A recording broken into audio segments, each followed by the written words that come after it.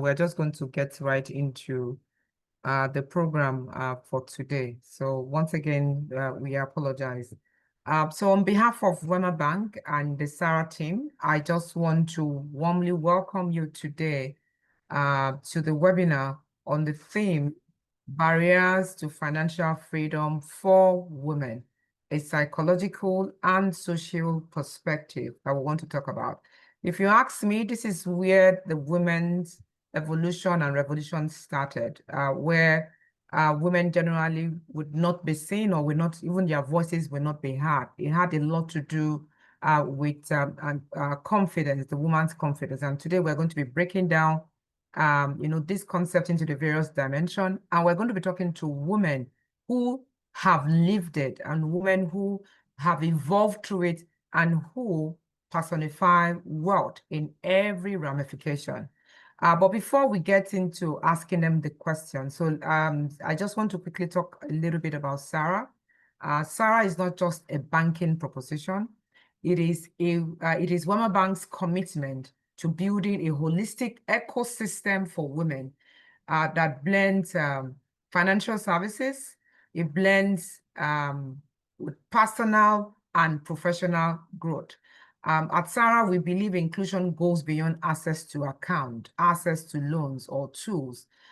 We believe that inclusion is about dismantling the unseen barriers that prevent women from seizing opportunities. What does that mean? It means that even when we have provided loan, even when we have created opportunity for you to come and make work, even when we have trained you, we'll still find, and we keep finding that there's some women who will still hold back for whatever reason. Those invisible barriers are exactly what it is that we want to talk about today. And that is why today's conversation is very, very critical. We're saying that beyond financial and beyond structural hurdles, many, many women face invisible barriers. Many women have mindset issues, confidence issues, social expectations, and cultural conditioning that is, rooting their feet and preventing them from taking that step, the courage to move forward. I would quote a statement in one of the books that was written by one of our panelists today. It's a policy paper that she has just launched, and she wrote, "Breaking Invisible Chains, Overcoming Psychosocial Barriers to Unlock Women's Economic Power in Africa." This was in that book. Tale Alimi reminds us that while institutions often focus on collateral, on interest rate, women are quietly wrestling with fears. Women are quietly having self-doubt. Women are quietly facing some sort of a shame. And these invisible chains, they shape whether a woman applies for a loan. It shape whether you even have the courage to start a business or that you dare to even scale up. And so today we ask, how do these psychological and social realities, how do they influence financial choices? And what more can we do individually? What more can we do collectively as a community and as an institution to not only open doors, but also to be able to give women the courage to walk through them? So I'm going to start by introducing our panelists today. I'll start with Madam Grace Ofure. Madam Grace Ofure, she is a Nigerian economist. She is a businesswoman. She is a real estate expert. She is a philanthropist. Madam Grace Ofure is the CEO of LifeCard International Investment Limited. She is the proprietor and the founder of LifeCard University, an online school. And she is also the founder of Grace Ofure Foundation, a charity organization. She is passionate about creating wealth through opportunity identification and strategy formulation.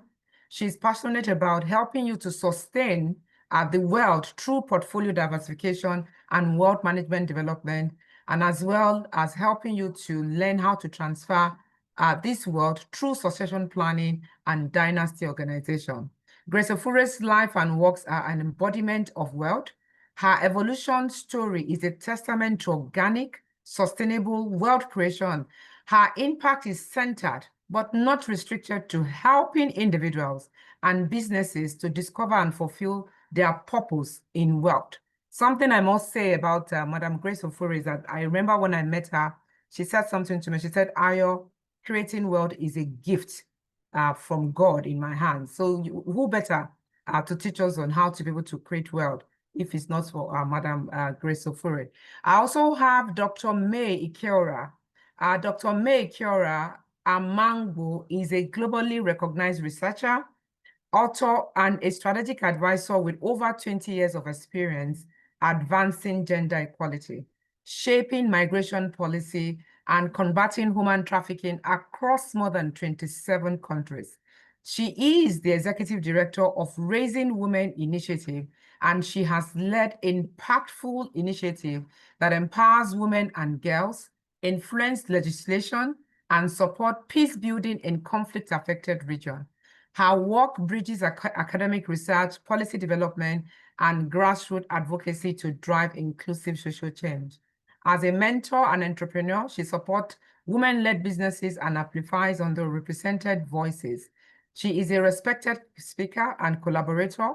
Dr. Ikeora Amangbo continues to champion equity, inclusion, and sustainable development on a global scale.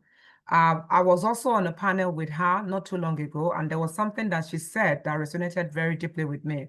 We were talking about how we support women with grant, how we give them loans, and she said something. She said, I am not looking for grant, and I'm not looking for maybe facilities like 1 million, or looking to be able to be part of an investment group of about 1 million or 2 million. I'm looking for women that can contribute 500 million. Why can't a woman do that? Why can't you belong to an investment club where women can contribute 500 million or 1 billion? Why must it always be why must it always be 1 million or 500,000?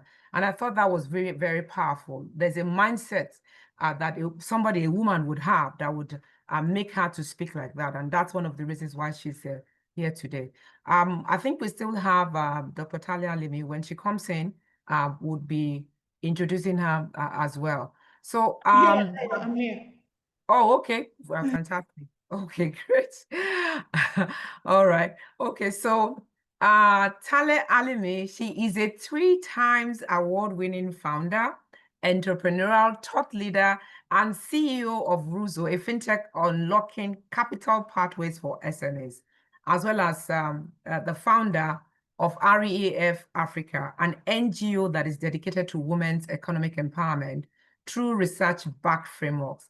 She holds a BSc in finance, an MBA from Lagos Business School, and a doctorate in business administration from Regent Business School, South Africa. With over 20 years of experience spanning financial literacy, digital skills, business growth, and gender financial inclusion, Tale has consulted for development organization, SMEs, and corporate, whilst also authoring up-level and small to scale. She has been featured in leading newspapers like The Guardian, Business Day. She has appeared on Arise TV, Ebony Live TV, and she's recognized as a starting block WIA, AWIEF, and Seymour Fellow.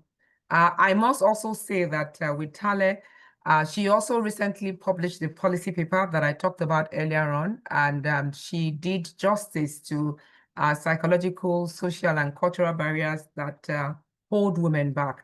That policy paper is also one of the inspiration behind this program today. So you can see that each of the individual panelists, there's some level of connection that we have with them, and how each one of them personify world creation is the reason why we have brought them here this afternoon to help other women, myself inclusive, to help all of us understand how to create wealth.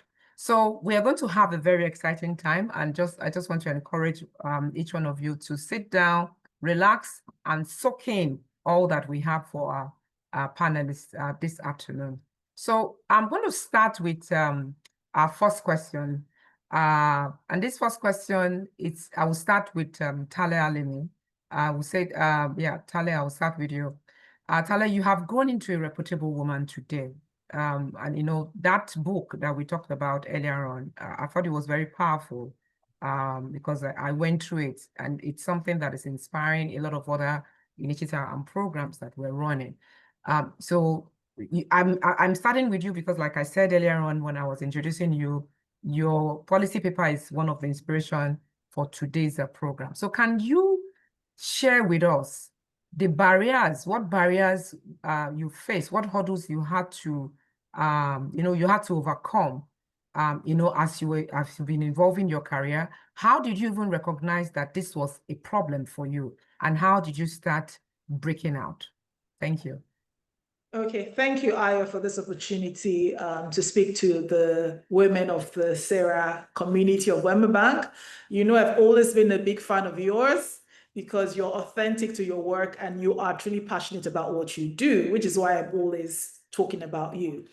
So with my work and what led to my doctoral degree, I always say that I started my doctoral research based on personal and professional curiosity, right?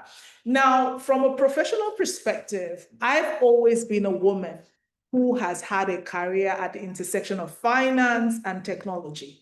So I started my career sitting in rooms that I was the only woman, okay?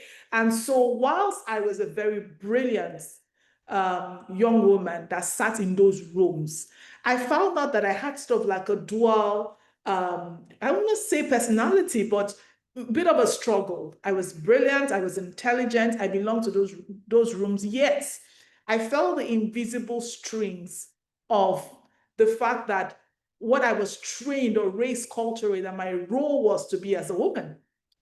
So whilst I was wearing a hat where I was intelligent and equipped to be in the room, I also felt those invisible strings of what society expects a woman to be talking at me, right? So I sat in those rooms with a sense of confidence, but in my heart, conflicted, right? And I wondered, how can you be confident and conflicted?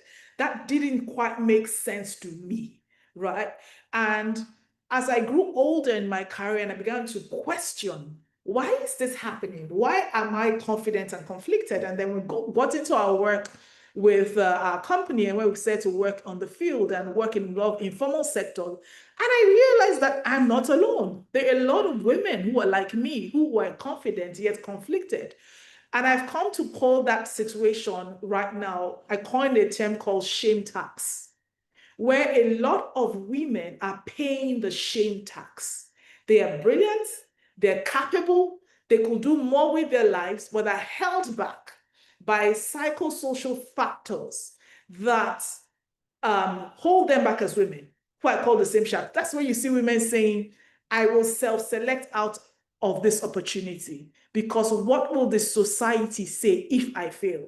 In fact, my research shows that over 26% of women self-exclude, okay, because of shame tax. Do I feel right? And then under the shame tax, we have things like the maternal penalty, where women are constantly sacrificing opportunities for financial advancement because of their maternal responsibilities. Women are doing things like what is called the second shift, where even though you have a career, when you go home, you start another shift, okay? Nurturing your family and doing the things that are expected of you. I'm not saying there's anything wrong with that, but I'm saying that the psychological effects of these things are causing women to be conflicted, like how I was. They are confident yet conflicted, right? And again, 78% of women from my research believe that society determines their access to funding. I spoke to a female entrepreneur who lamented to me. She said, they asked me about my family plans instead of my business plans. And she was sad. She was like, I came there brilliant. I wanted to pitch. I was excited. And we find that women are asked more risk averse questions than they are asked growth minded questions. And all these seep into the internal biases, reinforcing that women are not enough, reinforcing that having ambition makes you an outlier, reinforcing that, you know, even though we seem to have a seat in the room, maybe we're renting our seats, we don't own it, and all that stuff. And these factors are hindering women. Okay, and that's really basically the basis of my research. And how have I gone to break it? The first thing you do to break the shame tax, and then I'll stop here so the other panelists can talk, is you need to identify it. You need to look at your life and say, where am I paying the shame tax? Okay, because a lot of times, a lot of people don't even realize that the reason why they're saying no to the opportunity, or the reason why women feel out of 90% qualified, is that they're paying the same shame tax. Because you're afraid that that 10% extra will make you feel that you don't have. Okay? And so consciously or subconsciously, women are paying the same shame tax. So you have to identify it, and then we can talk further on how you dismantle it. So I'll stop there. Wow, fantastic. Very, very powerful, Tale. Thank you. I've learned a lot just from listening to you. I've learned the word shame tax, the fact that it's leading to women self-excluding. I've learned the word about the fact that, yes, we sit on the seat, but sometimes it appears like you're even renting that seat. And instead of people having growth-minded questions, they're asking us risk-minded type of questions. And all of these are bundled together, they are sufficient to have you rooted to the spot instead of having the courage to move forward. Thank you very much, Tale. I would go to Grace Ofure now. And generally, I will also ask you the question. Just listening to everything that Tale has, what she has described, I would also like for you to share with us what those barriers were like for you. Is it the same thing like what Tale has shared? Are yours also unique to how you have been able to build yourself, build your empire? I can talk about you, having listened to you a couple of times. I even joined your online school as well. I'm one of your followers, and I have chosen you as a mentor as well. Powerful, compelling. But I know you didn't get there overnight. I know you also, have your own story. So please, let's hear from you. How did you recognize that the barriers that were a problem for you, and how did you start breaking out? Thank you. First of all, I just want to say thank you so much for this opportunity, and thanks to Sarah. Thank you for the great work you're doing. Even before I met you, I'd heard about what you were doing. I'd heard about that can only come from the place of passion. I wanted to really see true change, a change that you can perceive and you can see and you can experience. And one of the things that I would say you have been blessed with is that because of your passion for women and for the work, you have attracted a lot of very good people in terms of people that work with you, work for you, and even partners outside. Because I know some of the people that work with you outside, and I know their passion. It's more than just owning an NGO. It's really wanting to see real change, in the lives of women. I want to say I'm grateful, and I'm also grateful to the organization at large, and also everyone that is here, both the listener and those that are going to be sharing from their experiences. My name is Grace Ofure. Simple and short. I just live to make life easy for someone that feels that life is not fair. That is it, especially women. There are so many societal issues that is just like a limitation for women. And I will start from marriage. And you would look at me and say, why marriage? The truth is, there are so many women today that are not excited because even if they are married, they are not excited in the marriage because they couldn't fulfill all that they desired, either because of the marriage, because of the children, and it is affecting the perspective about marriage, business, wealth, and it's going to definitely, if we don't have programs like these, people are going to do some certain things that would make them, even in future, say, if only I knew how to go about it. And why am I saying that? Women are blessed with opportunities to be able to do a lot of things at the same time. But even with the blessing becomes the limiting belief because of what the society have, how will I put it, painted.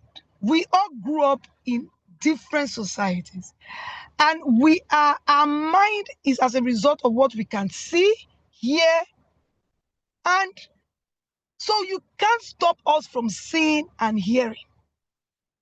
So it is important that I was a victim of things like that, from career to business. Like, a woman cannot be very wealthy. A woman that is wealthy is a prostitute. A woman that can speak boldly should be quiet. Men, so inclusion, is it really something? So in the midst of all that, how then do you tell yourself? It has to do with a lot of mindset re-engineering.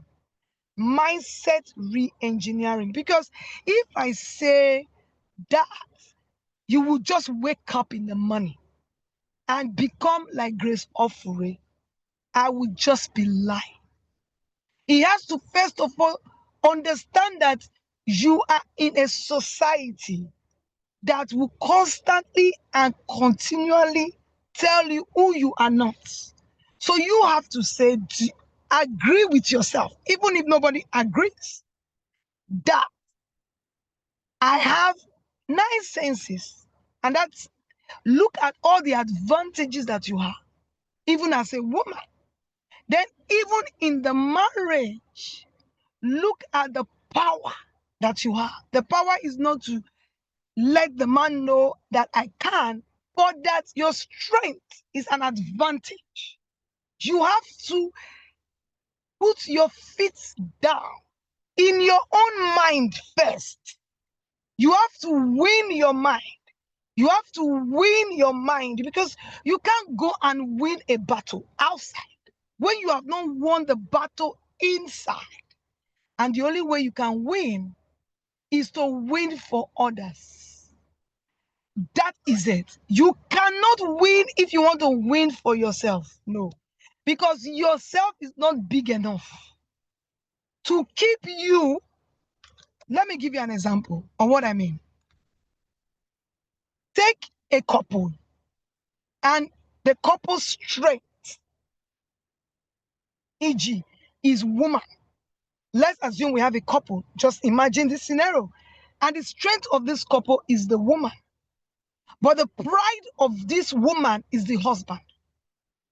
And because of finances, they walk into a site, and another man that is worthy insults the woman, the man, in presence of the woman, the wife, because of lack of funding, or lack of wealth, or lack of money.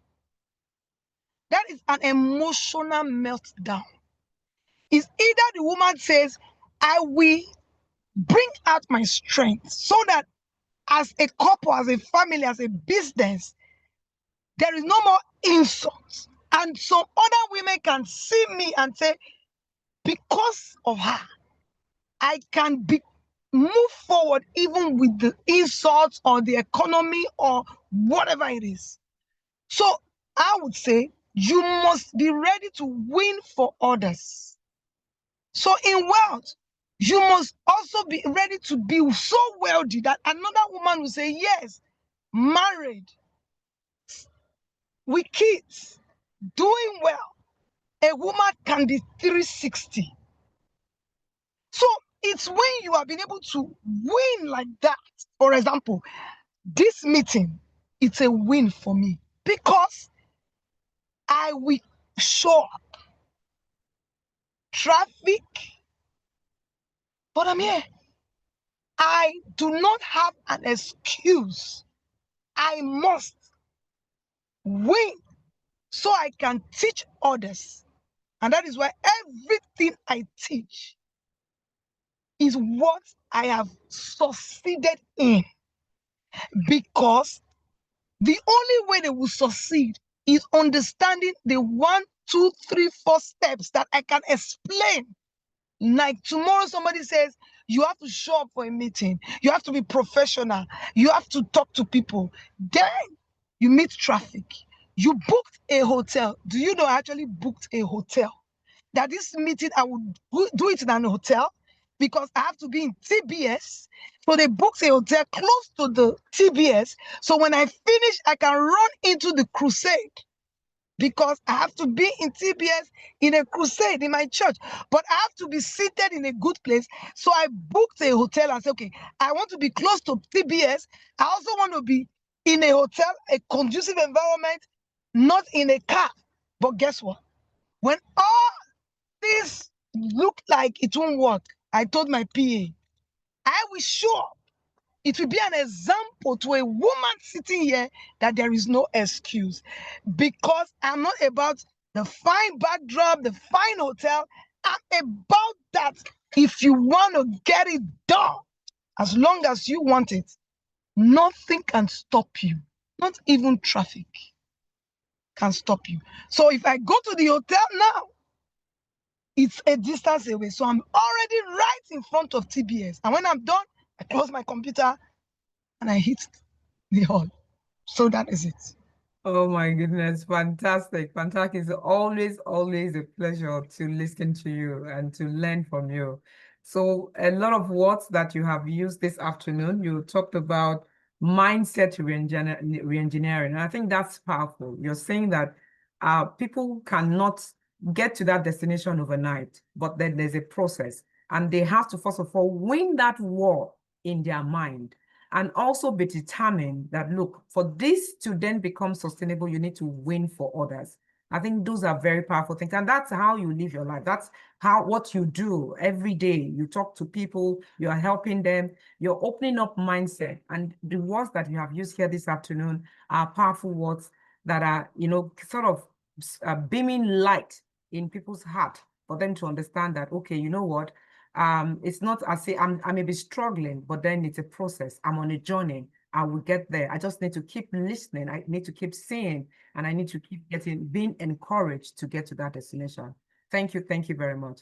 I want to say to our audience, please, if you have questions, please feel free to ask. In fact, your questions will be prioritized, and we would ask our speakers to address your questions. So please, you can start to send in your questions now. So now I go to Dr. May Kiora. Thank you so much for also showing up here this afternoon. We're very, very pleased to have you. So I would also ask you the same question. Please share with us, because I connected with you the last time that I was on a panel with you, just like I shared earlier on. What were these barriers for you? How did you get to the point where you started to think about the fact that, you know what, I'm not a small woman. My mindset is not small. I have big dreams and I have the capabilities, what it takes to be able to get there. How did you recognize that, where the barriers were earlier on? And how did you start breaking out? Thank you. Thank you, Ayo. Thank you for this opportunity to be part of this amazing webinar. It sort of resonates with what Raising Women Initiative stands for, especially for our agenda this year. Everyone is talking about wealth. Everyone is talking about wealth. Wealth is not something that is new to many of us, but it's, for some reason, I'm so happy that many women are beginning to see that this is a conversation that we need to have. So thank you to you. Thank you to Wema Bank and Sarah for creating this opportunity for all of us here. Even though I'm a panelist, I'm also listening to the other speakers and also learning.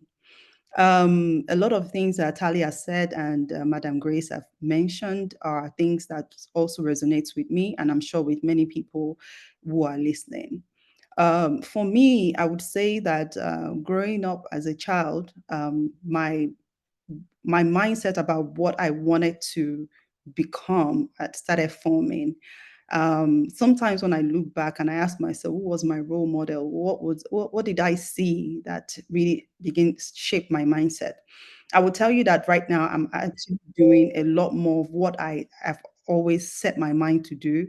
When I was a kid, I told my dad I wanted to be a lawyer and I wanted to fight for justice, especially for women. I'm not sure I knew so much about what that entailed or what that would require of me, but I feel that I was one of those girls that were very opinionated. I was keen to read. I was keen to gain knowledge, and with knowledge came understanding what was going on, in the world. But also, with experience came understanding it even better. Even though when I was a kid, I wanted to be all sort of amazing things, some of which I am today, I didn't know how to go about it. And so I think one thing I like I said, experience begin to unfold the things for you. And I think that the biggest lesson you will learn in life, not just as a woman, but as a human being, is the experiences that you allow yourself to experience. And the challenges that are the biggest lesson of them all, not just the great things that were happening in your life. Growing up, I had a lot of challenges as a child that, some were economic challenges as well. Those things pushed me, to do things that have helped me even in my business today. I would say I started to become an entrepreneur at 11. I was a talented artist, which I still am. I paint, I draw, and I noticed that talent as a kid. And I started by making cards. And luckily, I have a father who is a banker. So I opened my account as a young person. My first account, my dad opened when I was 11 years old. And my dad started to teach me the importance of saving. Um, where my money went to, now only God know that one, sha. Because my dad had access to my account. But the point is, I had that concept of saving, and I was making money, and I would always ask my dad, "Daddy, what's my balance?" and all of that. So, uh, my dad raised me to see money a certain way and relate with money from that angle. And that's the reason why, even for me, in the projects that we do, it's really important that we raise girls to begin to see money and relate with money differently, which will build them to become the women that they are today. And that trickled up to, I started to paint professionally when I was in university, and that saw me through university. In fact, I had to tell my parents stop paying my school fees, and I started paying my school fees doing that. And if I had to sell pure water, I sold pure water. If I had to do, I never felt that anything was too filthy for me to do, as long as I can serve someone and make money from it. And no money was too little and no money was too much, if that makes sense. Because sometimes when we want to talk about wealth mindset, we look at today's generation, in as much as we're talking about money and saying that women are limited and all of that, we should never forget that we are creating a generation of women who are also having a very bad relationship with money. So you have women who also say, "Oh, I can make money. I'm ambitious," and there's nothing wrong with ambition. But today, when you go on social media, you see girls praising other girls for buying big cars that they cannot afford. That is not wealth. Let us always make that demarcation of what wealth is, because we cannot lose who we are as our essence as women because of wealth. Wealth mindset sometimes is not also about physical cash and money at times. So we look at our generation today, we should begin to think about what we are teaching them about making money and wealth. So for me, growing up, I thank God for the ability to be grounded. There are times where I don't have money, and that's okay. It doesn't make me feel less of a person that I don't have. There are times, in fact, I learn and like I said, different stages, you learn from people, you learn from your experiences. I remember one time I had been saving money, and I was speaking to one man the other day. This was many years ago, and I said to him that I don't know what led to me telling him what I had in my account, and he asked me, "What is that money sitting in your account doing?" I was like, "I'm saving now." And he was like he doesn't have that kind of money in his account, not because he's wealthier than me in all ramification, but he said money sitting just in the bank doing nothing. Even bankers come to meet you and say, "Listen, you have so money in your bank. Do you know you can do this and do that and multiply your money?" Even we as women, we don't even have the mindset of investing because we are scared.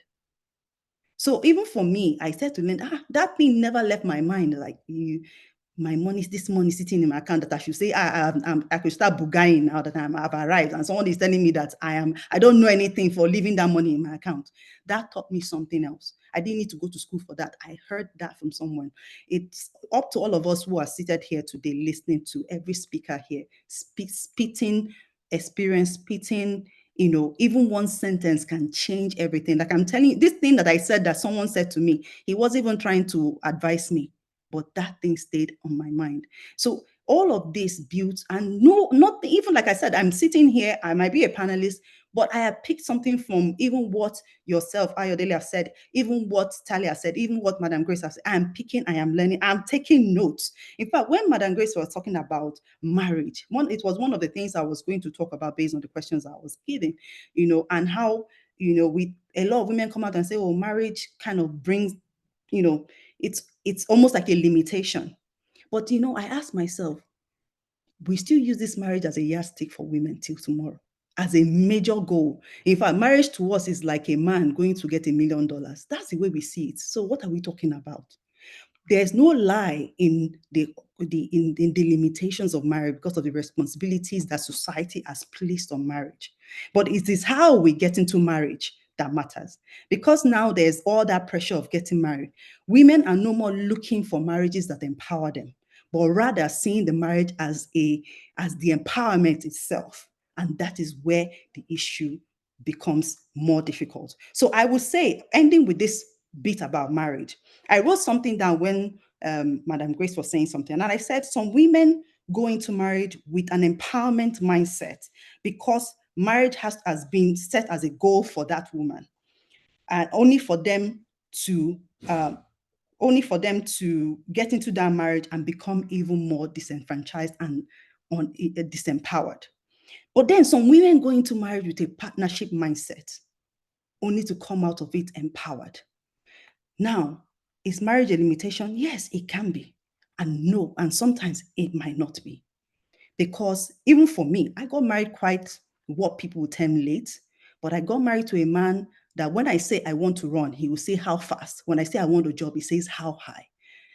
I'm seated down here today having this conversation because no one knows what we women are dealing with in our personal life. But my husband said, "Go, you must show up." Like Madam Grace said, you must show up because your life does not revolve around just your family and your business. It revolves about what I'm even doing here today.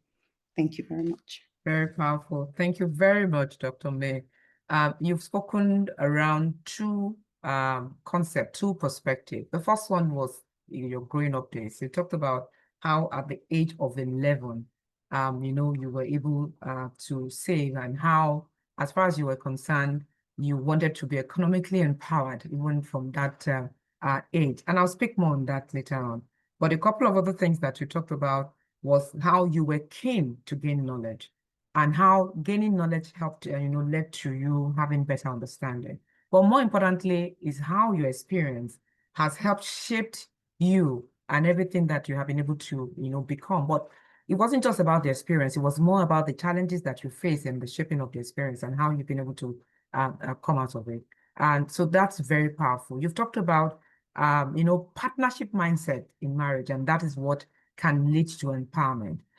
So there's a question that I have here that links to what you shared growing up. And I also, even before I take that question, want to talk about the fact that for us in Wema Bank, we have a particular proposition that we call Alert Explore.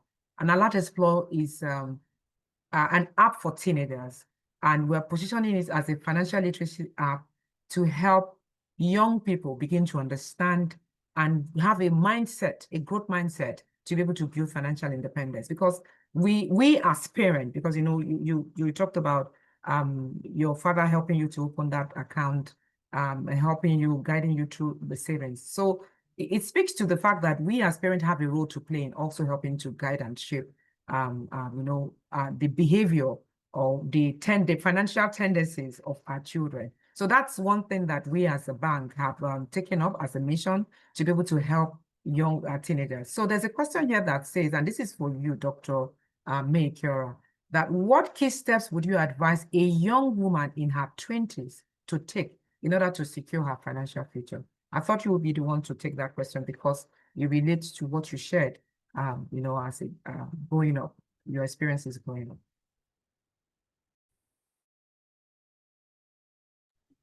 I think that's a great question. The thing is, like I said earlier, we are also in an age of social media where young people are getting really deceived about what wealth creation is. And first thing I'm going to base my response in that concept because many of us spend a lot of time on social media, and we don't have the experiences to filter what we listen, what we hear. Everybody is teaching you how to, oh, let me tell you how to make money here. Let me tell you how to, only very few people really know how, But there are some key principles you need to keep at the back of your mind when number one is that you have to be willing to learn. And I pity this generation because, like I said, there's so much information which is good, but too much information that is unfiltered. So you need to find a way to filter the right information for you, because not everything you see on social media or everything anyone tells you that is for you. Because first of all, you need to figure out what you want to do personally. Even if you don't know what you want to do, that's okay. But take steps to learn, because even for me, when I said I wanted to be all those things when I was a kid, it was through my experiences that I started to really filter to get to the point to understand what I really wanted to do. For instance, I thought I needed to be a lawyer to actually work in the humanitarian sector. Little do I know that, and it was from a mission work I was doing in Liberia. I met someone who told me, this is a place, this is this course you need to study to become the best at this particular thing. I wouldn't have been this person if I didn't volunteer to be in that mission work in Liberia. How many people want to do volunteer work without getting paid? Not a lot of young people today. They feel, volunteer, you must pay me for everything. I need my money. Everybody is like, I need my money. When you want to learn, you will follow. See, I used to be follow to my mentors. When I mean follow is not, mentors will not tell you, oh, sit down, let me teach you. Even for people that say they want me to be their mentor, I say, I don't mentor, but if you want to learn from me, just watch me, watch what I do. So if for me, because I realized that the best way I learned from people was being around them, watching them, and sometimes it might require me interning and volunteering for them to understand their process, to understand their principles and all of that. So you need to find a way to learn. And it's not just social media. Look for people, and they don't need to be older than you. They can be your mates. Working for your mates does not, you see, the humility to want to know is so key. Third of all is that humility. Speaking on that humility, when you want to make money, do not begin to think, I want to make 50 billion naira. I want to become a billionaire. You see, for me, I will tell you, when I sold pure water, then one bag of pure water used to be 50 naira. And you sell the pure water, you make 100 naira. So I have 50 naira profit. That for me was a huge joy. I will keep the 50 naira, go and buy another pure water, or decide to buy 2 bags of pure water and sell again. And see, all my life, I have built things little by little. Laviana today, which is my company, that I skincare company, I started with 250,000 naira. 250,000 naira. And it was not a core something I wanted to do, but I knew that it was a principle of the way I see money. I must not have 50 billion. I start with what I have, and I recognize my profit after my overhead, and I do not spend it. I do not see all these things you see people going online and they are buying G-Wagon because they started a business yesterday. It's a big lie. If after working and see my profits, the fear no go carry. I'm sorry, I'm speaking broken English, but all of you understand what I'm saying. To carry that same money that you suffer for, if you know what it means to sell one product, then you go and buy G-Wagon. Please let them tell you the truth. So again, be humble with what you want to get, and build slowly and surely and consistently, and you will get there. Thank you very much, Dr. May. She said we should follow the people that you want to become your mentor. Just follow them and do what they do. And we have very powerful women here today that we need to begin to think about following. Thank you very much, Dr. May.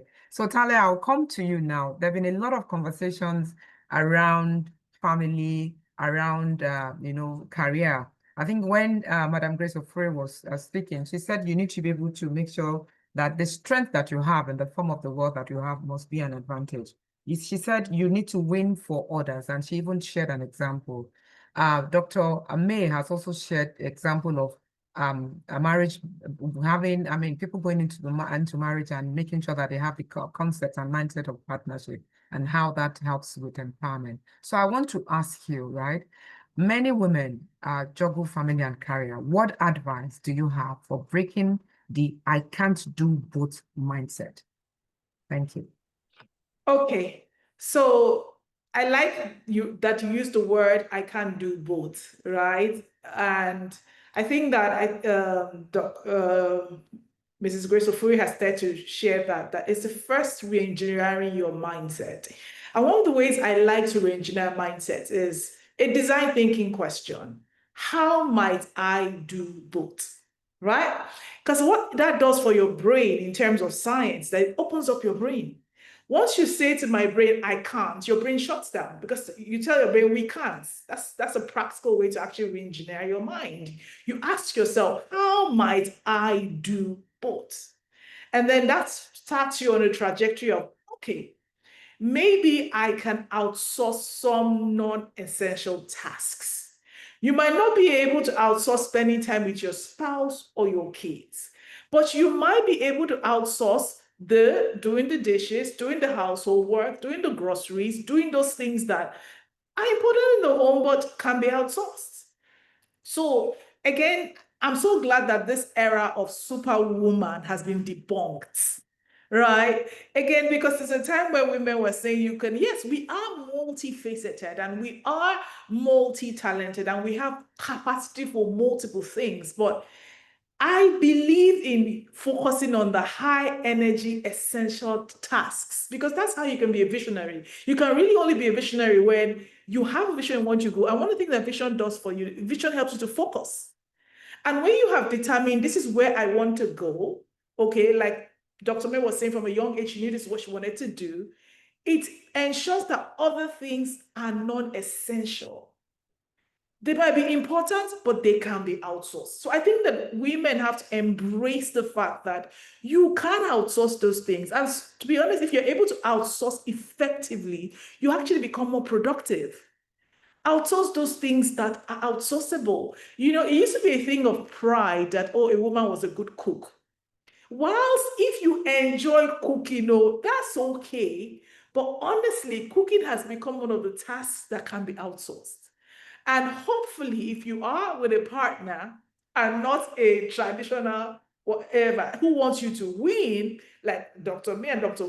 Grace Ofure was advising, then I think things like cooking too can also be outsourced. Or, you can share the roles. There's nothing that says that domestic roles should also be a woman's role. Domestic roles can be divided. If you have a partner who says, I don't like external help, I don't want outsource, then that partner should be ready to also contribute to domestic tasks. Because one of the reasons why women are not actually as financially or productive or wealth capable is a lot of unpaid labor. Women are doing a lot of unpaid labor, unfortunately, and the unpaid labor is taking the time they could be using to do things that will bring money into the family. And so this conversation has to be had differently, where honestly, that's why I like that both of them talked about the importance of the partner you choose. So as a young woman, adding to the conversation, you should also determine the kind of partner you choose. You must think about choosing a partner who will support your vision, which means that you must have a vision first. You must have a sense of where you're going. Because it's when you have a sense of where you're going, you're able to choose the right person, okay, who will support your vision. And that's when you can have conversations around things like, what are we going to delegate? What are we going to outsource? And what are things that are going to be core responsibilities for us? And then there's also the thing about times and seasons. One of the things that Oprah Winfrey says is that you can have it all, but you might not be able to have it all at the same time. I believe in honoring times and seasons, right? I was talking to my friend recently, I was like, how come we're doing so much more? What happens? Because we're much. I said, no, because we have grown children, right? My son is off to school. My friends' children are off to the university. So now we have so much more time to do so many things. I run a fintech. I run an NGO. I just completed my doctorate. We're doing multiple things. I was saying to Dr. May the other day that, Dr. May, how do you do so much and do it so well? There are times and seasons. So there might be a time as a woman when you have young children where that has to be your priority. And you know what? That's okay. That's okay. But the important thing is have a vision. Be clear about where you want to go. All right. Be clear about the tools and the support system you need to get you there. Don't be afraid of outsourcing. Don't be afraid of delegating. And then embrace your times and seasons, because it's okay if you're not doing what your mates or your colleagues are doing right now. In your own time and season, maximize it. Be purposeful, and your life and your wealth and everything will fall in place. Oh, wow. I'm so having a lot of fun learning. I'm soaking it all in. Because for me, continuous learning is one of my ethos, and that's one of the things that has helped me to grow. Honestly speaking, you guys have been fantastic. Thank you so very much. I just want to quickly say that audience, please don't I mean, don't be held back in dropping your questions. We're going to take all of your questions. In fact, I'm going to prioritize your question. I see questions dropping in the Q&A box, and I'm going to take them. So Tale, thank you very much. You reinforced some of the things that Madam Grace Ofuri said about women having the ability, the capability to be able to multitask. You talked about the need to be able to outsource. And I recall someone sharing with me sometime that in order to help two people, actually, one of them said to me that for her to be able to focus well on her career, she had to get a graduate to be somebody in the house that helps her, because that graduate can help her children with the homework. She can entrust that particular house help with doing so many things that she ordinarily would probably need to be running around to go to, because she said she needed to travel, work was taking her time to travel. And because her children too were equally important to her, she needed to have somebody who had the quality mindset to be able to engage her children. And she was paying the naira for that. There was another friend of mine who said to me that, look, I have 3 house help, one for cooking, one for cleaning, and one for the children. That way, I can also create time to be able to do my work. So that outsourcing, the outsourcing narrative and perspective that you shared is very powerful, and something that women, in being able to do both and continue to be able to multitask, they can help to facilitate and free them up to do more. So Dr. Tale, I'm still with you. There's a question here from Angel Ohakwe. She's asking, what do you think is the biggest barrier stopping women from achieving financial freedom? So I think the biggest barriers, I always say, are the psychosocial barriers. I mean, people simplify by saying it's the mindset. But the truth is that this mindset has come from decades and generations of programming and conditioning, which has also been imbued and formed the the systems that govern who we are. Unfortunately, the systems were built from a patriarchal perspective, and these things affect how women show up, consciously or unconsciously. Now, Dr. Bay was talking about social media. Why is it celebrated more when you talk about softer topics for women, okay, than when we talk about hard topics like getting finances? I have a YouTube channel and I share information about money, finance, wealth, and things like that. When I look at the algorithms, when I'm sharing those hard topics, there are more men listening. While if you go to channels where you talk about things like how to catch a man, how to dress in a certain way, those channels have 90%. Now, to bring a balance, I'm not saying there's anything wrong with that. It's okay to also know those things. I'm only saying that women have been socialized to think that those things are not important. They are not for them, right? And so the first thing to gain financial freedom is to, first of all, understand and rewire your brain to understand that the system has been rigged to make you think that financial freedom is not important, but it is extremely important. So you have to know that. And not only is it important, it is for you. Because another thing about it is that there's the shame tax again. I'm not worthy. You know, if you grew up in my era, they tell you focus on the things that women should be doing. Don't focus on this is a man's task. And then that's very poor programming that unfortunately a lot of women grew up with. And so we need to begin to shift that. And you can shift it for yourself and gain your own, what I call a sense of high agency with money. Okay? Once you have a sense of high agency with money, then you can translate your gifts, your talents, your skills, and begin to be very intentional about how do I save? How do I allocate my money? Like, see the story Dr. May said. Somebody was saying to her, why are you leaving this money idle in your account? Because women, based on socialization, are very risk averse. And so they don't invest. Why do you want to leave money idly? Inflation is going to eat it up. right? Money is energy. I always say you need to circulate it. And how do you circulate it? You can put it in a high interest generating account. You can put it in an investment account. You can make a decision that ensures that you're circulating and you're growing money.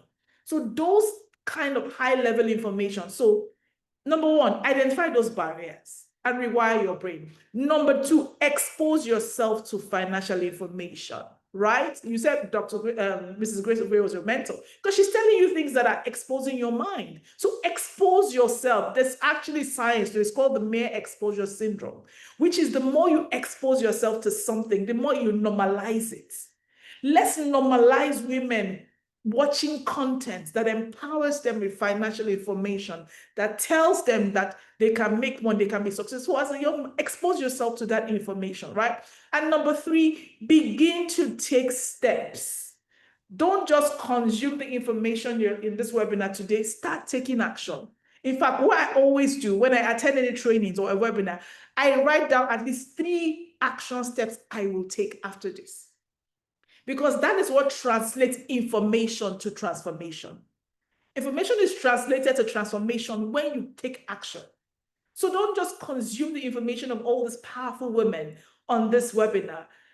Decide the actions you're going to take, and that's how transformation will happen. And then you begin to gain financial freedom. The more you do it, you build the muscle, and then you achieve the goal. Wow. Information leads to transformation when you take action. Madam Grace Okoye is clapping for you. That was very, very powerful. Very powerful. I would just like, yeah, in fact, I am trying to take all of the point, and each time I'm writing, you're dropping another one, you're dropping another one. Thank you very much. And I'm hoping that our audience are taking note, are taking a sufficient information that would help them to act and begin to re-engineer their mindset towards that transformation. My next question would be for Madam Grace Okoye, and I'm going to pull for something that Tale talked about, women being risk averse, and because of that, it keeps them small or it keeps their mindset small. So I want to ask you, Madam Grace, do you think cultural narratives like a man should be the sole provider tend to keep women financially small? Is that one of the reasons why women are more risk averse? We would just like to hear from you. I know you have so many stories to share, so I just can't wait to hear. Okay, so can we just, can I be truthful? Yes, please be. Yes, that's one of the major problems. Sometimes in life, we need to get to a point, and I'm very excited with what you are doing, because it's also information. Whatever we have become, it's the baggage that we were given and we believed it. Now, what you are doing is helping us to receive the advantage in the decisions you want us to take. Then there was also an advantage in the society, which we were told if we remain like that, one, we'll be able to keep our home because we'll cook very nice food to keep the body, not knowing that even men, it's not food that keeps them. I'm not saying they don't like food, just passing. Number two, we didn't know that we also love the fact that they should do all the work, they should bring all the money. I just sit down pretty. But what you don't also know is that so many things you cannot, most especially, impact people with because you don't have the means. So are you living for? So it starts from, why am I here?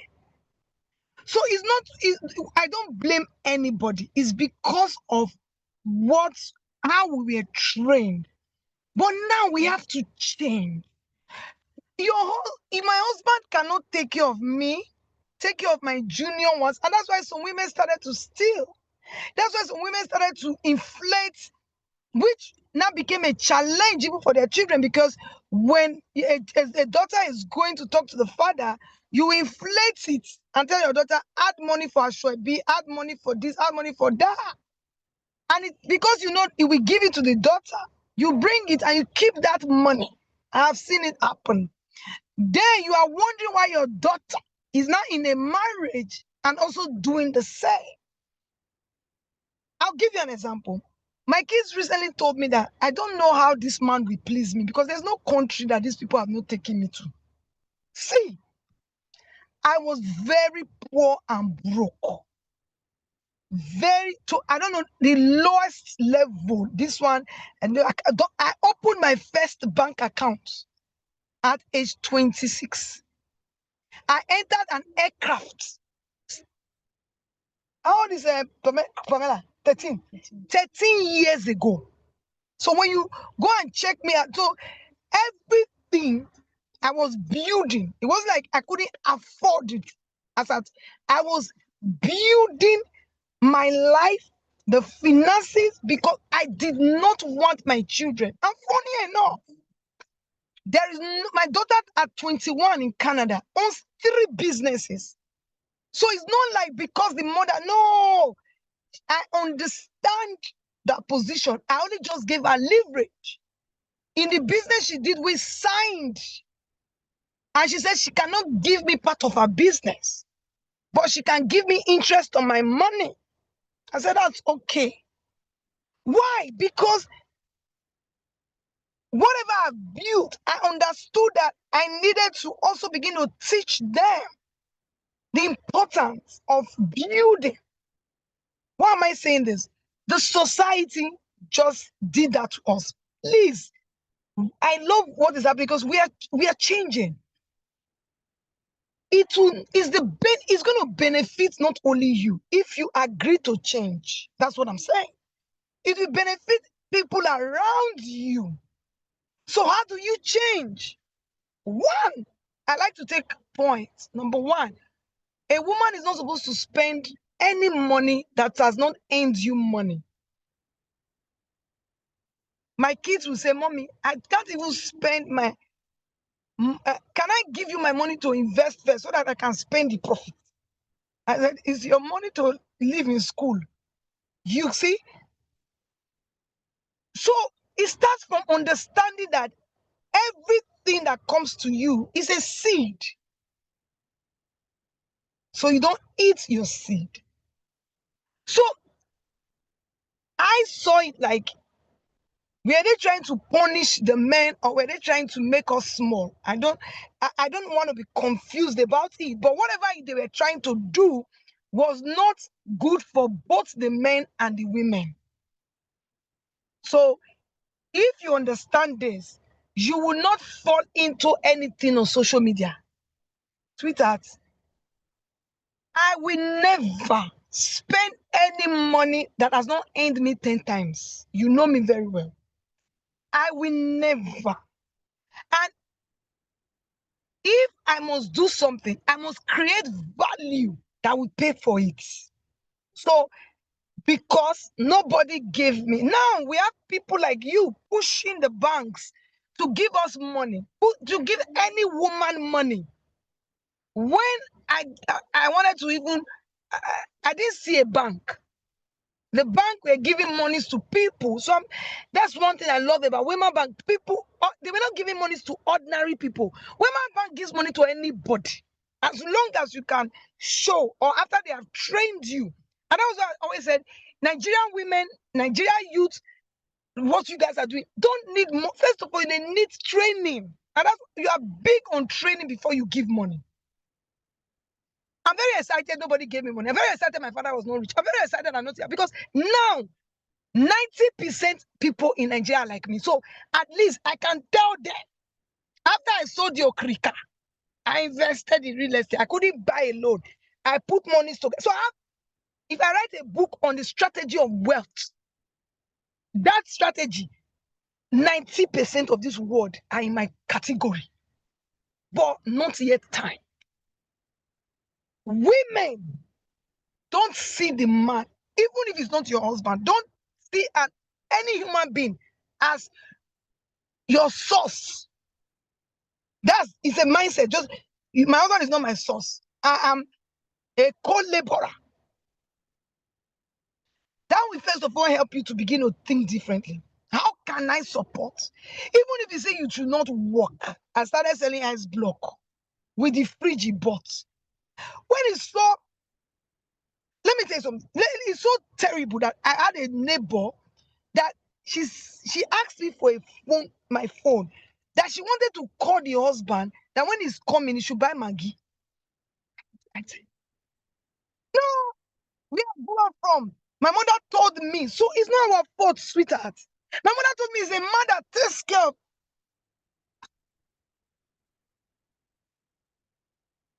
To see, I don't know how to push it. First of all, just know that whatever they have told you is not helping you, self, or helping everybody.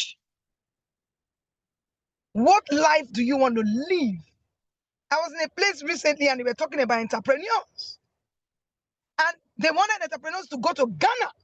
And I stood up. I said, my foundation will give you $30,000. My husband was not there. I didn't have to wait or take permission. And when I got home, he gave me a high five. But did it start like that? No. I strategically started helping him. I strategically, listen to me, women, because people can, why I love me is I say it, and I say it, and I'm able to, I say it in such a way that you are in my shoe and you know what to do.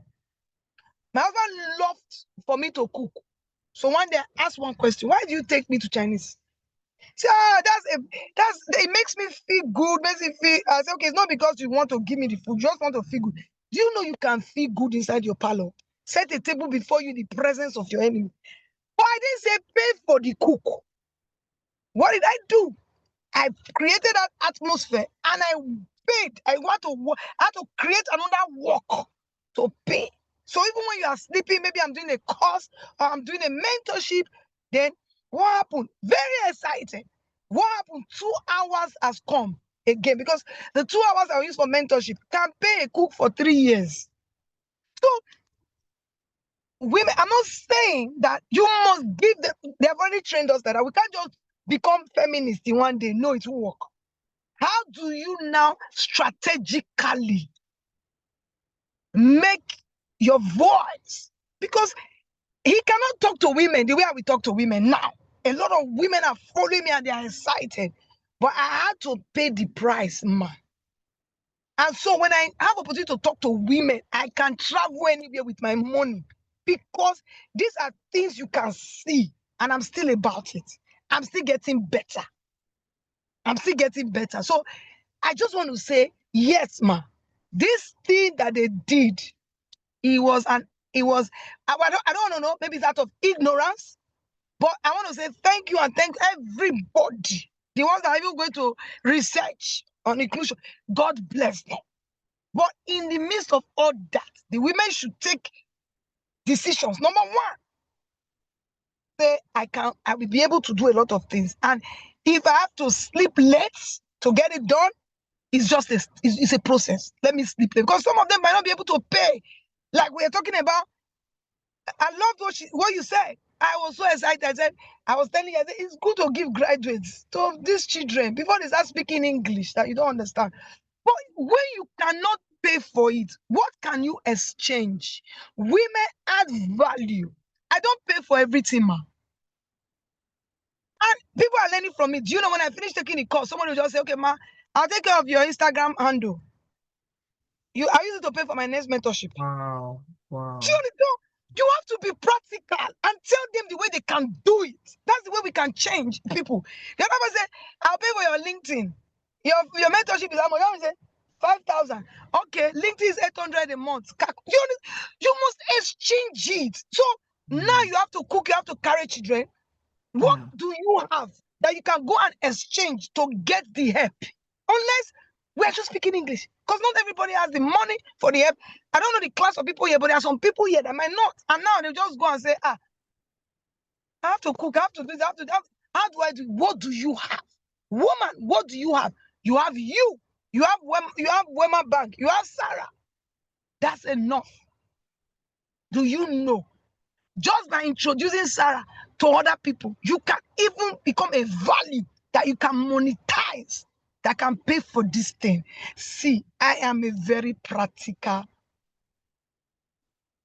So yes, but just know that you did not cheat. You didn't cheat. You didn't cheat the man or cheat the society by believing them. You are also cheating yourself, because there are so many things that you really want to do that you can't do. Even if the man gives you everything, he might not give you $30,000 to go and give entrepreneurship people. And guess what? Those lives will be changed forever.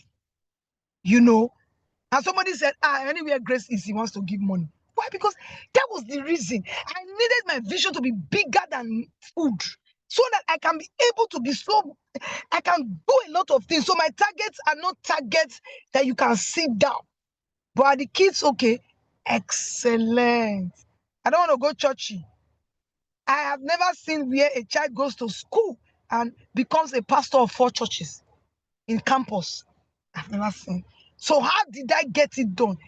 By ensuring that I have the support, but they can see that I walk my talk. That's it. They can see I work. So they see the process. So please, woman, you can do anything. Start now. All the platforms that Sarah have for learn.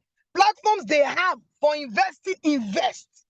I tell people, investment is not how much you have in your pocket. It's how much your mind can conceive. And your mind conceive what you already now have that is small. Don't eat your seed. If you finish this meeting, all you have is 50,000. Send a mail to Sarah and say, how do I invest my 50,000? Because it's a mindset thing. You know, when you invest 50,000, you see 50 kobo. Like, 50 kobo. That means if I invest 500, that means if I do 1 billion. I told somebody recently, I said, I just want to earn 1 billion from something that is investment, and I don't have to do anything. Is it 1 billion I told you now? It'll be $2 million. Yeah. But it's starting from me seeing a 10% or a 5% on what I put down and looking at the future. Don't eat your future in your present, because your future is more important than your present. Thank you. Thank you. Thank you. A lot of applause coming in for you. I saw one that had like 3 emojis of fire, fire, fire. Thank you so very much. I see that time is, we're running out of time, but there's a question here that I would want you to help us to address from someone that I think is a teacher. Her name is Mary Carey. It's a long question, but I'm just going to paraphrase the one that I think is very relevant for you to help us. She talked about how do I frame how I teach young women that only training and reinforcing the girl to become adequate women ready to become wives. No, let me look at that again. She said something about there's a reinforcement of training that women adequate that is reinforcing the girl to become adequate women ready to become wives and play wife-free roles is becoming a disaster waiting. Honestly speaking, it's a bit all over the place, but Okay, I so will I just understand. I but understand it's what you're saying. but But she's saying okay. that training young girls now to become already married and all that become a disaster because of what society, and that's Exactly. why meetings like this are not in society. We just assume. You don't look at the public and assume what is happening in your house. I think that everybody should do their bits. The way your organization, you doing your bits. I'm doing my bit. You know, when you went to London, you saw my mentees are mounting my stand. You to do your bit, yeah. So the more everybody is doing their bit, the more we are, because I cannot say, what are you doing? So don't generalize it and say we are seeing disaster is not coming anywhere. We are here. And our voice is loud. Wema has put our voice, at least more than 50 people are hearing me today. So even if there was a woman here that said, I don't want to marry, they'll change their minds. Grace Opre is married for 22 years, has beautiful kids, and she's doing business. She's neither in Nigeria. We don't even know where she is. Last time we said, where are you in this world? Yes. So they will learn from what I have done to make sure everything is all right. Yeah. I'm not saying it's all rosy, but at least we are all excited. So do your bit. Sarah do their bit, Grace Opere do their bit, Doctor, these two wonderful panelists, I'm just meeting them for the first time. They are doing their bit. Together, all of us will do our part and we'll have a better society. And voice what we do. For example, if you had the opportunity to bring 1,000 women here, next time we have this kind of meeting, bring them.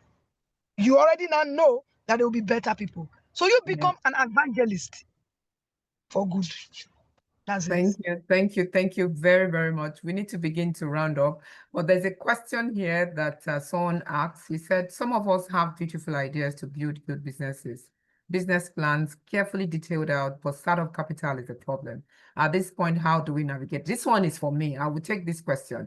You know, every time we talk about the fact that there are challenges around accessing capital, and for us as a bank, Wema Bank, we have capital to be able to support you. And this capital comes with concessions, it comes bundled with healthcare. We have capacity building programs that to support women. So please, on social media, on Instagram, we have the Sarah community. If you join Sarah community, you will see all of the opportunities of how we can support you with being able to access funding, being able to further get trained, develop your capability to be able to better run your business. We have all of that. Now, we just thought to ourselves that even with all of that, we still find that some women still hold back in moving forward. And that's the reason why this particular topic today is very, very important. That's a tendency for us to self-exclude. That, like they say, is a strength for women to be risk averse, but it's also the same factor that is also keeping women out of this ecosystem of being able to build wealth. So we are here ready to be able to support your business. Please join Sarah community on Instagram, and you'll be able to find a way to be able to reach us. We would also be able to take your detail here, even as you have noted what it is that you need, and we can show you how you can navigate the journey of growing your business to becoming another Grace Opere, to becoming a Talia Limit, to becoming a Dr. May. So thank you very much. But I will ask Dr. May just one more question. That will be our last question, for this evening before I look at other generic questions that have come in. So Dr. May, if you had to, because I know you've done a lot of work on policy, influencing policies, and I wanted to ask you, if you had to name one social system or a policy change that can unlock wealth for women, what would that be, and why would you want to push and advocate for that particular policy? Thank you. No, thank you for that question. And thank you, Madam Ofuru, for that frank conversation. I think one of the things I love about this panel is that we are so real. I think I came across Madam Ofuru's, one of her talk on Instagram only 2 days ago. I've never seen or heard of her before, but I didn't even realize she was a person that was going to be on this panel, to be honest. And I was like, people were saying all kinds of comments on Instagram, and I was like, it cannot be more real than what this woman is saying. But it's really nice to meet you here, to meet you, and to hear the fire that you're spitting. I love that. I'm a very real person. I like to say it as it is. And when I meet someone like her who is a kindred spirit, I latch on. And I hope that this will be the beginning of all our relationship. But let me just go to policy. For me, the policy that I would want to see change are two things. There are many things we can fight for as women in terms of policy change, but there are two things. I always feel like empowerment of women in terms of economic empowerment is not just about the money, things you hand out to us, but it's about the environment you create for us to thrive. And that environment starts from family first. Inheritance law, the way how we inherit, how we inherit lands and properties. It's not even just about what the law says about it. It's also about what culture says about it. Have you seen, I tell you, women carrying so much financial, economic burden that we don't even talk about. In some families, women are the backbone. But as you are the backbone, you need to keep quiet. You cannot speak of it. You cannot backbone. I will just tell you just a small story. I don't want to go deep into my personal life, but My auntie was a great woman. She died at the age of 45 with no children and did not get married. But to me, she had children because she raised me too. But my auntie built a house in her father's house, in her father's compound in the village. That was the only house standing there. Recently, not recently, a couple of years ago, I decided to go back there to see because there was some work that needed to be done in that house. Her younger brother now, decided to do something there. So I had to go cross-check just to see. The first time I attended a burial of someone that I love was my auntie. Not the first person we ever lost, but the first person that my parents knew that we had to be there. But I saw her get buried. I went there. To my dismay, this woman, somebody was putting blocks, my family member, building blocks on top of my auntie's grave. I was pained because there's only that house standing there because a woman built it. And I went and I confronted someone there, a woman. It was actually my auntie's uncle's wife, because it was their block. I said, why is this not my auntie's grave? Why are we putting this there? And she said to me, she's there though. She's there. She's a woman. Da, da, da, da. She started screaming. That, why am I talking? And they will just, she just, I was pained and angry. But he told me something. This house standing here is built by this woman. She's late. And you start to call that whether she has children, whether she was married, and all of that. No recognition that she did what we'll consider a man to do. The man did not build a house. The sons did not build a house. My auntie built. It made me think. But tomorrow, when they talk about inheritance, that woman is not going to be inheriting. Her daughter might not be inheriting that house. Think about it. And the stories go on and on because many of you in this webinar know the experience of a girl child being a daughter. Can you inherit from your father? So I think it was on Instagram 2 days ago, I saw someone saying that when her father died, they realized her father had so many lands and they wanted to share the land. And they said, oh, you girls don't have a share there. And it's a narrative I've even heard from where I come from, that what my share is. So that is one thing for us to change policy, but it's another thing for our cultures to begin to recognize the value that women bring into the family, which, by the way, some people, no matter how you want to have children, you say, I must have a girl child, because who is still asking their parents whether they eat or sleep? It is the girl. And I'm not saying that men are useless, or not at all. There are fantastic men out there, but it is the women that still, whilst in their husband have looked back. Second of all is reproductive health. Reproductive health in the sense that there are things that we are born with as women that we cannot even begin to, it's not a choice. I believe that if men were the ones seeing their periods and giving birth to children the way we do, it will become part of law, one way or the other, because they will say, did I cause it? God, I came into this world with it. So therefore, it is the responsibility of the society to ensure that this is well taken care of. And truly, it is the responsibility of society, because if a woman did not give birth to me, I won't be here sitting. None of us will be here. The life of each and every one of us is as important to our parents and to us as it's important to this. Is important to the government, is important to our nation, as it is important to our families and ourselves. So reproductive health, it's not even just about women giving birth or period poverty or whatever. It is also about the mindset, helping women begin to build themselves enough to become empowered. I give you an example to end. When I was thinking about empowerment, economic empowerment, and I was just really in my head, like, we've been doing this economic empowerment for a long time. Why is it that even women still feel this is empowered? There are so many things, but you see this reproductive health, biological clock. Now people say, oh, freeze your egg. Do you know how much it is to freeze egg? Okay, have a child without, it's so expensive.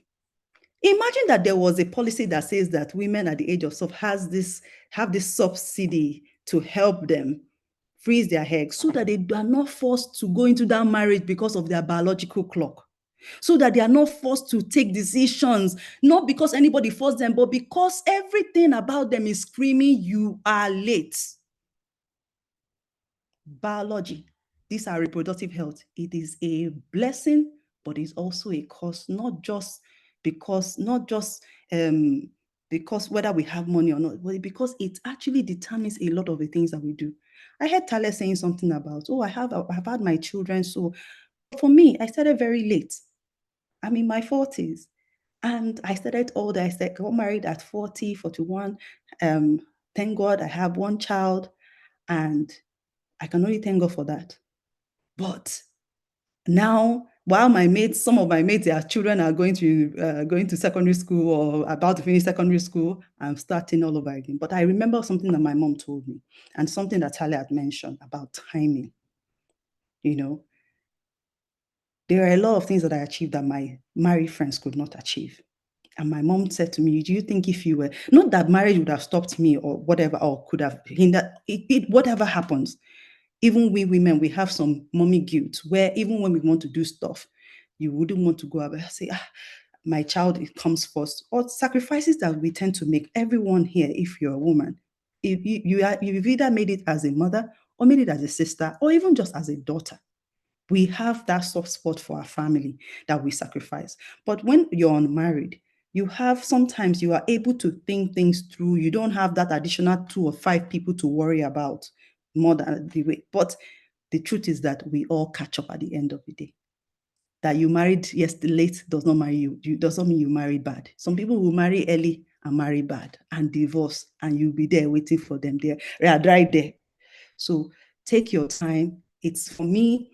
Let us just go on our journey. We are not the same. Nothing about us is the same. We eventually catch up, as long as it's within your path to life. As long as you're living with your own purpose, not the purpose of someone else. Stay on your lane and be blessed in that lane. Because at the end of the day, our God will bless the works of our hands. Thank you. Stay on your lane. Very, very powerful. I don't recall having so much fun just, being part of a webinar like this. Everything that have been spoken about here today have been very practical, have been very relatable. I'm looking at the comments, from the webinar chat, and all of the comment are, speaking and screaming to the fact that this is so true. Everything that all of the panelists have talked about is so true. And Dr. May, there's a comment here that says what you have described, from the policy impact around inheritance, around how culture must, recognize the value that women bring, and about reproductive health, makes empowerment wholesome. There's an interconnection. There's not one thing that we do and then we say, okay, yes, because we have done this, then it's enough. Women have been empowered. Well, there are so many interconnectedness, so many variables, and our family that we come from is one of them. The culture that we all grew up in knowing is one that we also need to begin to reimagine. And everybody have a role to play, from you being a mom to the dad from the home. And for us too, as mothers, that we are the ones who feel very disadvantaged now. We are the ones who bring these boys and girls to the world. We're the ones who probably shape the narrative of the girls being more important in the kitchen and the boy being the one to go and make the money. We are the ones shaping this. So we have the power too to shape the narrative, even as we continue to advocate for policies to make some changes. That change can start from us women. The children, at least the next generation, our next generation, can begin to reflect the changes of the narrative that we continue to, speak to them, and we continue to reflect that they see. We've talked a lot about what people see and how it continues to shape and re-engineer their mindset. Today it's been power-packed. I'm sure for a very long time I'll continue to reflect on all the practical experiences and perspectives that each one of you have shared. I want to say thank you to you, Dr. May Flora. I want to say thank you, Dr. Tale. I want to say thank you to Mrs. Grace Ofure. Powerful, powerful. Thank you so very much. I want to say thank you to our audience, and I want to remind you, please go to Sarah Community on the social media handle for Sarah Community. And we are also even, because we are very passionate and committed to helping people, it was Madam Grace Ofure that said that, do this thing because you want to win for others. And that everything that you learn, it benefits others. So because we know in WEMA We are even paying people to say, please bring more people. That is how passionate and how committed we are to this wholesome empowerment for women. We are willing to even pay you. Just go there and introduce other women to be part of this movement, because this thing is a movement that we women, of course, with the allies that would be running the journey with us, we can all win together. So let's even start. We're just saying, bring somebody, and we're saying we're going to pay you to do so. Because can you imagine all that we have learned here? Can you just imagine the perspective, very practical perspective, relatable stories that each of the women here have shared by themselves, how they started, how what they represent today did not come overnight, how they have been able to evolve, how they've been able to re-engineer themselves. Look at what Dr. May shared about that she started late, but then she would catch up. Look at how Thalia said things about times and season, how everything can be okay, but do not lose the focus of growing your mindset, of re-engineering your mindset, and knowing that when you learn, there's no way that people will not benefit. Your children will benefit, your boys, your girls, the entire community, the nation will benefit. So it's been very power-packed. I am so excited that I'm even the one that is moderating, because I've learned a lot. There are a lot of things that you guys have said that I'll also be repeating, and of course, quoting you across all of those webinars. Thank you very much. I wish that we could go on. I actually was planning to ask you for last word, but it's almost 5:15, and I really do not want to keep everyone here. It's Friday evening, and I remember Miss Grace Ofori said she also has to be at TBS, but I just want to thank you. I'm grateful that you all took the time to be here. Our audience, please keep the questions coming. If there's anyone that we have not, okay, somebody said, please paste the Sarah community link. So team, please, can you paste the Sarah community link? We would also look through, and if there are a lot of other questions that we have not been able to respond to you, we would reach out to our panelists and get responses and post them on the Sarah community platform. Even the video of this webinar would also be on the Sarah community platform, so that as many women as possible can learn and can continue to learn. We can continue to pass on the torch. Thank you very much, and have a blessed weekend. Thank you. Thank you. So my last word for everybody is, please talk about the Sarah community everywhere you go. I'm going to do a video for the Sarah community. I have big followership, and I'll tell them to come to the Sarah community, because when one win, we all win. The truth is, personally, I don't know if I win for others. I live for others. And so I'll do that video the next time I'm on my set, so that more people will join, because what I enjoyed here today, I just imagine if I put 0000 at the back, we had 40,000 women. It would just be a better place to live in. So I'm committed to pushing the message of what Sarah community is doing, and ensuring that people continue to come and benefit from this fantastic job that you are doing. I'm so grateful. I'm so grateful. Thank you. Okay, Thalia, do you also have a last word as well? I mean, I think I'll just say to women to choose yourself, because you're worthy, right? Choose yourself. You are worthy. You can do it. You're gifted. You're multi-talented. Put yourself up for that opportunity. There's one quote I live by that I heard years ago: excuses are the tools of the incompetent.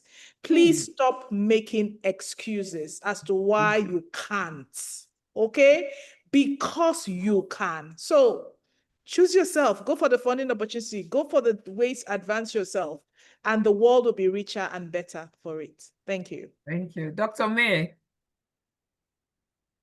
So again, thank you again for this amazing opportunity. And I thoroughly enjoyed myself, and I learned a lot. But I would leave everybody with something that even Thalia said, not just what I said. And it's also something that came up in an interview I just ran not too long ago before I joined the webinar. We have a magazine called Raising Women Magazine, where we amplify the voices of women and girls. And we were interviewing the executive director of Women for Women International, which is a UK and global organization. In the interview, she said something that stuck with me, and it actually resonates to something that Thalia said earlier, which is that she said, just because you can doesn't mean that you should. You don't have to do everything. You don't, and I learned from that, because I'm such a doer. I do too much. And there is something about maintaining you're just helping your well-being, helping yourself, not to do everything, you know. And that key statement, just because you can, does not mean that you should. So pace yourself, do the things that you can to flourish yourself, the things that you can hand over to someone else to do. And that it's not just about your business, it's also in the family. Remember what Madame Ofuro talked about, cooking. It doesn't mean she can't cook, but if that also gives you a bit more time for yourself, it means that you get to enrich yourself and everything around you. Thank you so much. Thank you. And it's a wrap for the day. Thank you. Sarah will be coming with another powerful group of panelists that is going to be helping us to also see and understand wholesome empowerment. Thank you very much, everyone. Have a blessed weekend. Bye.